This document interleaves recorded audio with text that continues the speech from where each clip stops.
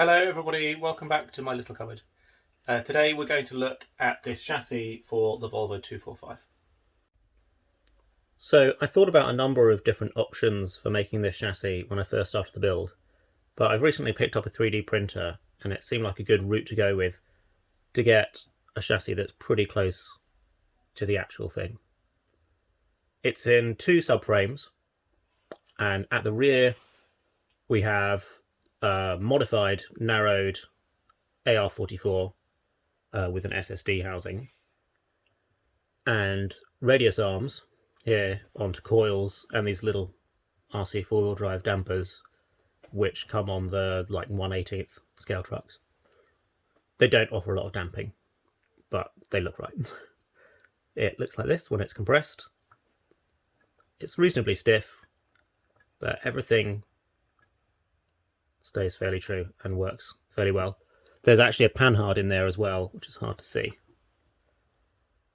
There's a panhard underneath, which took quite a lot of working out, but the mount for it comes down quite a long way from the mount, so it stays pretty horizontal through most of the stroke, and the stroke's only kind of 5mm or something like that. In the back here I've also got a recess which is in the actual car, kind of underneath the boot floor, where you can open up and store things safely and securely in the car, and it makes quite a good place for battery storage. That means I have to go a little bit below, but you don't really see it when everything's in the car and the bumper's on. And it's also handy because it's located right above the fuel tank here, which is a perfect place for storing both receiver and ESC. Moving forwards, at the front we've got a McPherson Strut Suspension. See how that works. So these are modified Tamiya shocks. I lengthened the shafts on them a bit and added this piece here to make it into a strut, and then changed the cap on it so that a screw could come through, which bolts into the top here.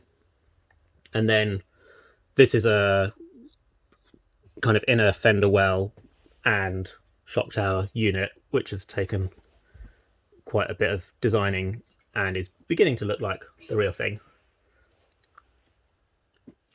We've also got an RC four-wheel drive R4 gearbox, which is probably about the closest I could get to the real thing. And the servo is up front and will be disguised with a radiator mount. Here it is sitting underneath the car. You can see how it all sits. The front lines up reasonably nicely and the suspension is pretty well damped. The back is a little bit high, but with the electronics and battery in, it should come down a bit. It's a little bit too wide as well. I need to work on getting a few more millimeters off the width there, and it is pretty bouncy. Have a look in the back. You can see battery storage in there, and then on the front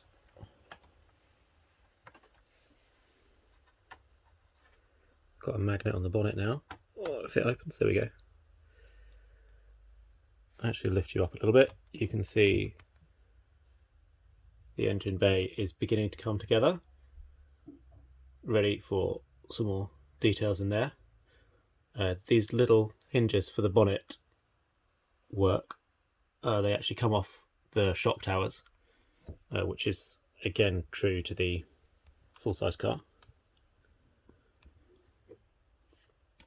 And then I'll just show you, if I pick it up, you can see underneath how it looks. So